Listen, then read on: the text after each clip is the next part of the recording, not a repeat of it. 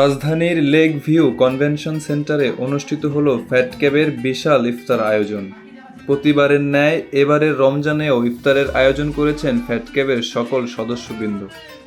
উক্ত আয়োজনে প্রধান অতিথি হিসেবে উপস্থিত ছিলেন বাংলাদেশ ব্যাংকের বর্তমান নির্বাহী পরিচালক জনাব আমজাদ হোসেন খান। এছাড়াও উপস্থিত ছিলেন ফ্যাটক্যাবের বর্তমান আহ্বায়ক কাদের খান বাবু।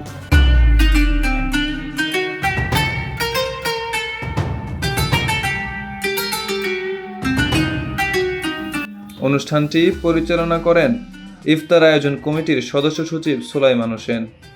সভাপতিত্ব করেন ইফতার আয়োজক কমিটির আহ্বায়ক সিরাজুল ইসলাম সবুজ খান। উক্ত অনুষ্ঠানে দেশ ও জাতির কল্যাণের জন্য দোয়া করা হয়।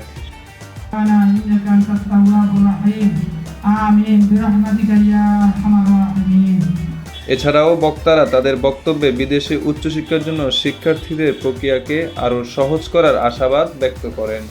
সুতরাং যখন কনসালটেন্টের কাছে আসে তাদেরকে যেন যেখানে যায় তাদেরকে যেন পুরোপুরি তথ্যটা দেওয়া হয়, যাতে করে সে ইনফর্ম কনসেন্ট দিতে পারে। যদি ইনফর্ম কনসেন্ট না দিতে পারে তাহলে হয়তো লিগ্যাল অবলিগেশন আসতে পারে।